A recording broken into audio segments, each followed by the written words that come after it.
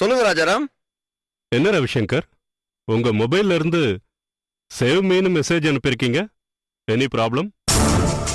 என்னால இப்போ தாங்க முடியல. கண்ணு முன்னாடி அப்படியே நிக்கு. கன்னா? ஆமா சார். உங்க முன்னாடி யாராவது கண்ணை வச்சு மிரட்டுறாங்களா? ஆமா சார். ஓ அப்படியா?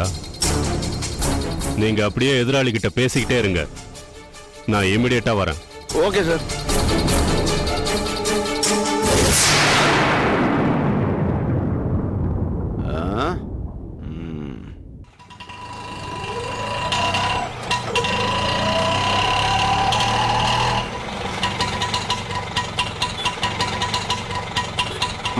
Okay sir.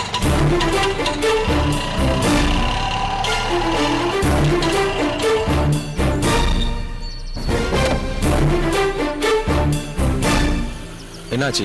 ஆட்டோல வர? பைக் ரிப்பேர் ஆயிடுச்சு, வீட்ல விட்டுட்டு ஆட்டோல வரேன். நேத்து ராத்திரி கேமரா சரியா ஃபிக்ஸ் பண்ணிட்டதானே? கரெக்டா பண்ணிட்டேன். பேட்டரி சார்ஜ் எல்லாம் செக் பண்ணியா? பக்கா. ஆமா, இது யாரோட வீடுன்னு கண்டுபிடிச்சாச்சா? Space research centre former director mister ரவிசங்கரோட ஃப்ரெண்ட் சுந்தரம்ங்கிற விவிஐபியோட கெஸ்ட் ஹவுஸ். கெஸ்ட் ஹவுஸ்னு சொல்றீங்க, இங்க வந்து நாம ஏன் கேமரா ஃபிக்ஸ் பண்ணோம்? இந்த மாதிரியான ஆட்கள்லாம் பெரிய சர்க்கிள் உள்ளவங்க. நாம எப்படி என்கொயரிக்கு போனாலும் வீடே எந்தில்லைன்னு சொல்லி கூட இவங்க எல்லாம் தப்பிச்சிடுவாங்க. அதனால அவங்க இந்த வீட்டுக்கு வந்து போறதுக்கு ஆதாரமா நம்ம கிட்ட ஏதாவது ஒண்ணு வேணும். அதுலயும் இந்த கெஸ்ட் ஹவுஸ் ஓனருக்கு நிறைய செல்வாக்கு இருக்கு. அவரை ஆதாரம் இல்லாம நம்மளால எதுவும் செய்ய முடியாது. அவர் வாய்ஸ் மட்டும் பத்தாது, இதுதான் கேமரா ஃபிக்ஸ் பண்ண சொன்னோம். ஓகே, இப்போ எதுக்கு குடியிருக்கோம்? முதல்ல உள்ள போய் கேமரா எடுத்துட்டு வா. நேற்று ராத்திரி என்ன நடந்தது பார்ப்போம். இப்போ வீட்டுக்குள்ள யாராவது இருப்பாங்களா? நேத்து ராத்திரி அவர் வீட்டை பூட்ட திறந்து உள்ள போறத நாங்க பாத்துட்டோம். காலையில வரைக்கும் வீட்டு உள்ள இருந்தா பூட்டி இருக்கு. அதனால நேத்துக்கு ராத்திரி அவர் என்ன பண்ணாருன்னு இருக்கிறத கண்டிப்பா நம்ம கேமரால பதிஞ்சிருக்கோம். நீ போய் கேமரா எடுத்துட்டு வா போ. சரி, ஓகே.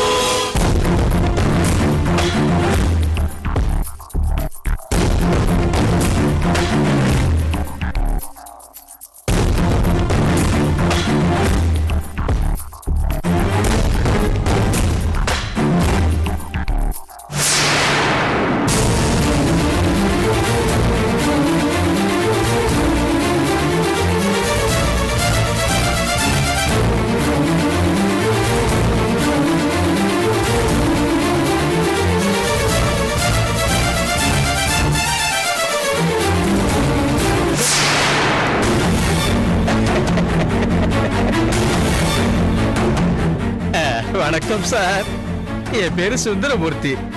நீங்க பாஸ்கரை பத்தி விசாரிக்க வந்தீங்களே, அந்த ஊரோட இன்ஸ்பெக்டர் நானு. எதையச்சே எங்க ஊர்க்காரன் உங்களை சென்னையில பாத்திருக்கான். கலாதர் கொலை வழக்குல உங்களுக்கு சம்பந்தம் இருக்குமோன்னு விசாரிக்க உங்க வீட்டுக்கு வந்தேன். வண்டி ரிப்பேருன்னு நீங்க ஆட்டோல போனதா சொன்னாங்க. ஆட்டோக்காரனை மடக்கி இங்க வந்தேன். பார்த்தா நீங்க வீடேறி குதிக்கிறீங்க. உள்ள வந்து பார்த்தா இது சிச்சுவேஷன். ஏன் சார், கொலை பண்றதுக்கு யாராவது ஆட்டோ ஏரியில வருவாங்களா? என்னடா என்னடா முறைக்கிற? வாடா வா. ஏய், என்ன ஏமாத்திட்டு ஓடலான்னு பாக்குறியா? வா கண்ணா, வா வா வா வா. ஏறு ஏறு, மெதுவா மெதுவா ஏறு.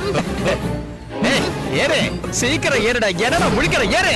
ஏய் ஏறுங்கறல்ல, ஏறு. ஏறுடா, ஏறு. அப்படி ஏறு. சார், சார், நான் சுந்தரமூர்த்தி பேசுறேன் சார். சார், நான் உங்களை சந்திக்கணுமே. ஒரு பெரிய டீம் மாட்டிருக்கு சார். ஆமா சார், வந்துருங்கல்ல? ஓகே சார், வந்துருங்க. சரி.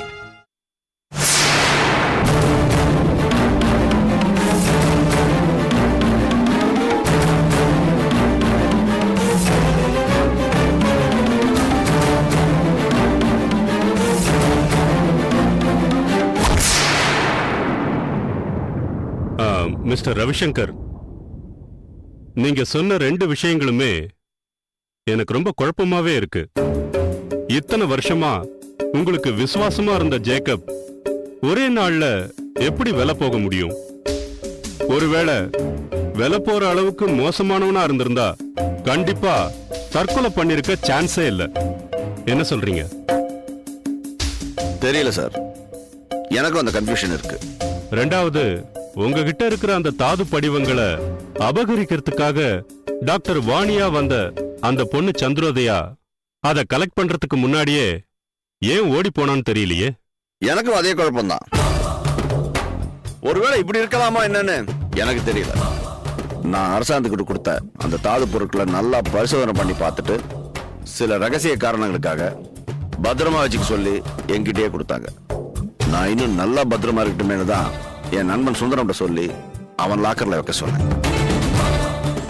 நான் சுந்தரத்துக்கிட்ட கொடுத்தேன்ற தகவலையும் சந்திரோதியாட்ட சொல்ல வேண்டியதாச்சு.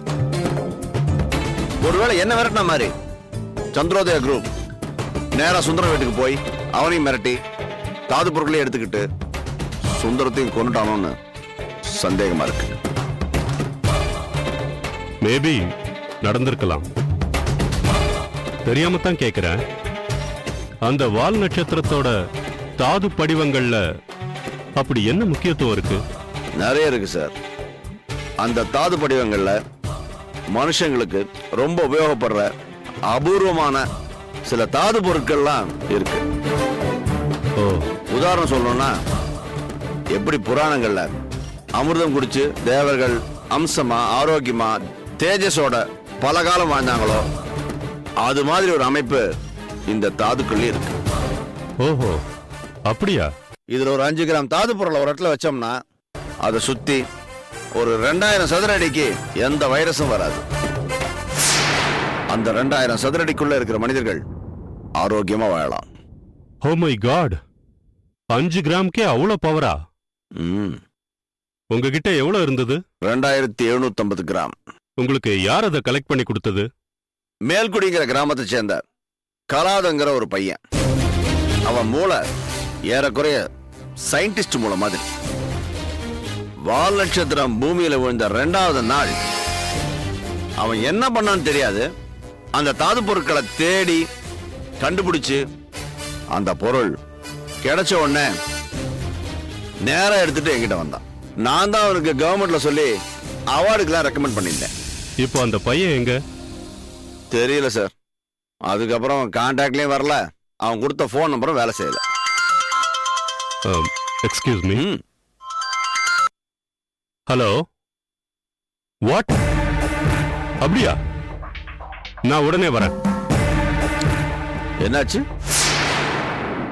அந்த சுந்தரம் கொல்லப்பட்ட இடத்துல வேற ஒரு டீம் கேமரா ஃபிக்ஸ் பண்ணிருக்காங்களாம். அதுல கொலகாரனோட ஃபேஸ் ரெஜிஸ்டர் ஆயிருக்கான். சரி சார், நான் கிளம்புறேன். சாரி.